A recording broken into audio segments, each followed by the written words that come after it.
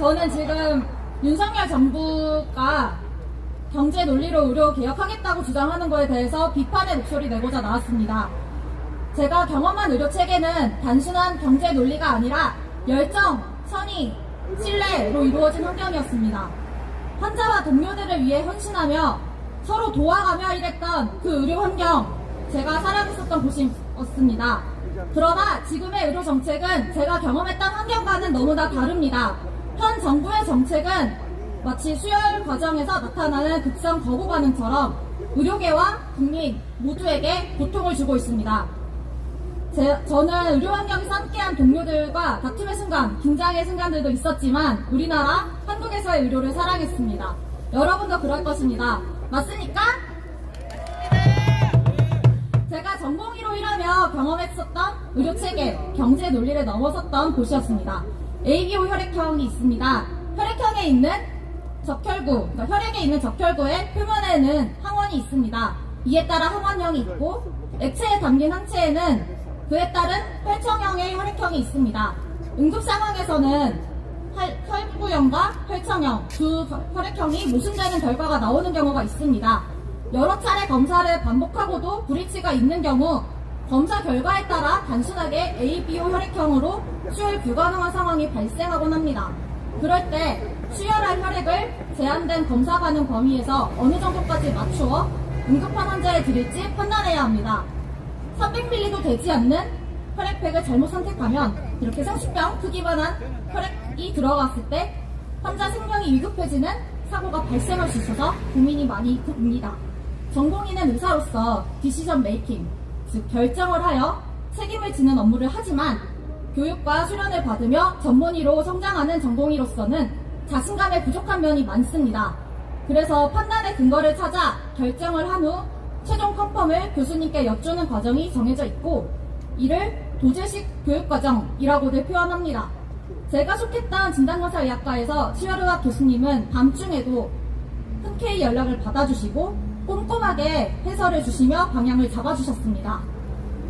밤중에 응급 대응 후에는 다음날 출근하셔서 추가로 환자의 검사 결과를 차분히 설명해 주시고 때로는 교과서와 논문을 직접 가져오셔서 교육해 주시는 열정도 보여주셨습니다.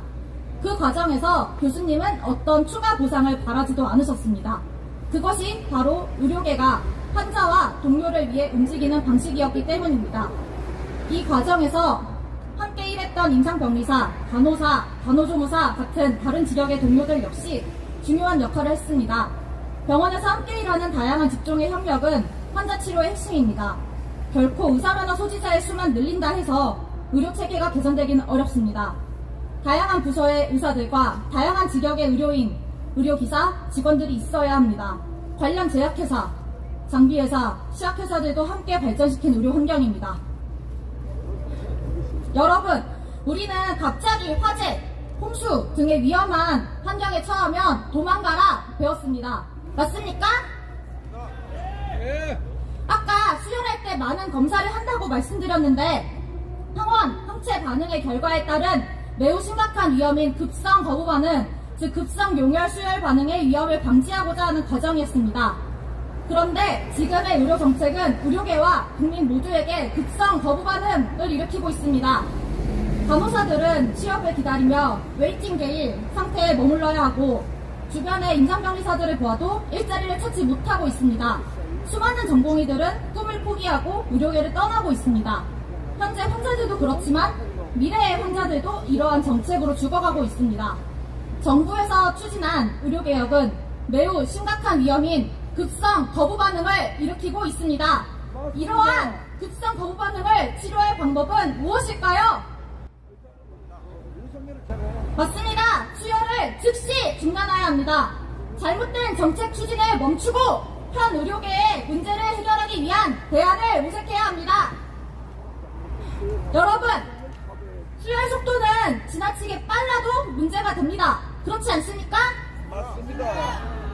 맞습니다. 혈액량 과부하로 인해 폐 부종 같은 폐에 물이 차는 증상으로 위험한 상황이 발생할 수 있습니다.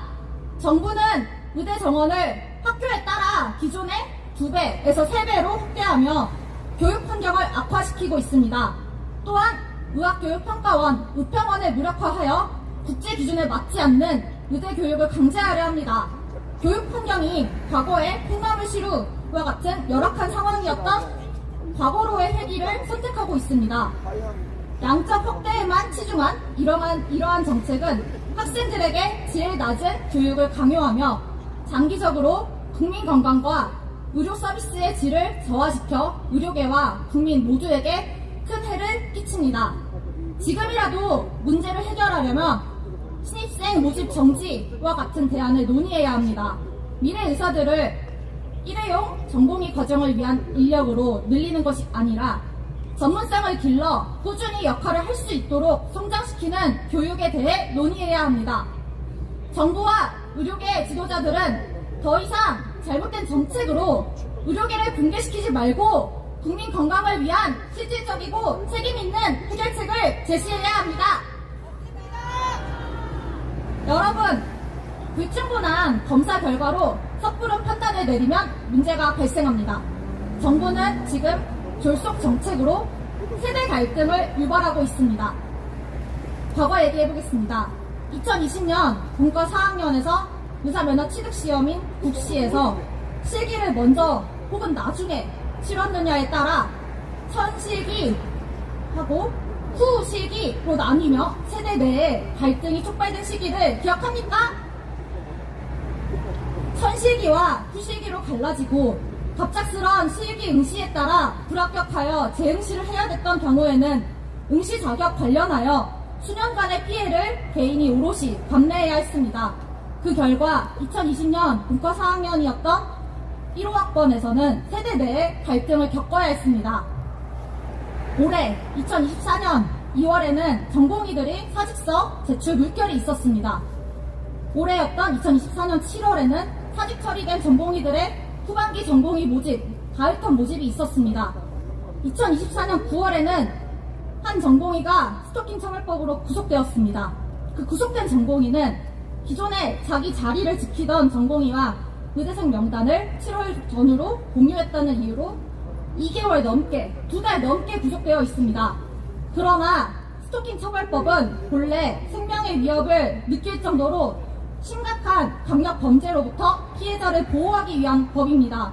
즉, 생명의 위협을 줄 정도의 폭력성 있는 불안감과 공포심에 적용되어야 한다고 생각합니다.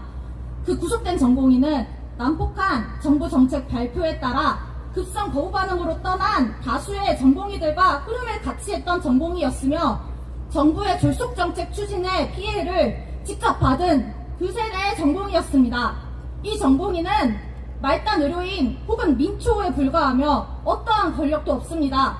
명단에 올라온 사람들에게 현실성 있는 피해를 줄 수 없는 나약한 존재일 뿐입니다.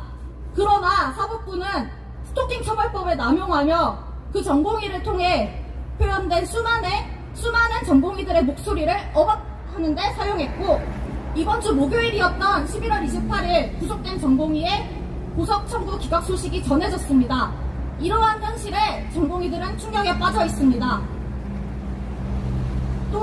또한 2024년 여름 의대 정원 배정 회의록을 파쇄했다는 소식 또한 정부의 졸속 추진을 드러냅니다. 정부의 졸속 추진은 검사할 검체와 시간이 부족하다는 이유로 필요한 단계는 건너뛰어 제대로 검사하지 않고 환자에게 수혈 직전에 의료인 2명이 확인하고 서명하게 되어 있음에도 안전절차를 무시하고 계속 진행하여 결국 급성 거부 반응이 일어나는 상황과 겹쳐 보입니다. 그런데다가 회의록 파쇄요. 혈액백 확인을 제대로 했느냐는 질문에 라벨은 파쇄해서 모르겠지만 제대로 했습니다 라는 답변과 같은데 믿겠습니까? 그쵸, 믿을 수 없습니다. 교수단체와 청문회를 통하여 문제를 지적해주신 많은 교수님들도 계십니다. 하지만 일부 교수들은 졸속 추진되는 정책의 문제점을 흐린 눈으로 외면하며 정부의 들러리를 서고 있습니다. 전공의와 의대생인 미래 의사들은 의사라는 직업관에 맞게 국민 건강과 의료 체계를 지키고자 자신의 자리를 떠났습니다. 그러나 젊은 세대의 희생을 당연히 여기며 자리를 떠난 미래 의사들을 비난하는 일부 교수들이 있습니다. 세대 갈등을 유발할 그만하고 큰 시야를 갖고 미래 의사들을 어떻게 키워야 할지 생각해 주시길 촉구합니다. 내년이 되는 2025년에는 2호학번과 이사학번이 함께 수업을 듣게 되는 상황으로 더블링을 넘어 트리플링 또는 쿼드러플링이 됩니다. 또 다른 세대 내 갈등이 발생할 가능성이 높습니다. 세대 내 갈등은 정부의 졸속 추진의 연장선입니다. 갈등을 유발한 정부가 먼저 갈등 봉합을 위한 책임 있는 제안을 내놓으면 좋겠습니다만 I don't care 라며 외면하기에 일개 개인의 의견을 내어봅니다. 미래 의료 살리려면 신입생을 뽑지 마십시오. 마무리해보겠습니다. 현 정부의 정책에 우리는 불안함과 분노를 느끼고 있습니다. 그러나 우리 곁에는 같은 목표를 가진 동료들이 있습니다. 불안해하지 맙시다. 사랑했던 의료환경을 위해 함께 힘냅시다. 의료환경에서 현재 환자들을 위해 고군분투하는 교수님들, 미래의 환자들을 위해 미래 의사들을 어떻게 키울 수 있을지 생각해 주셨으면 합니다.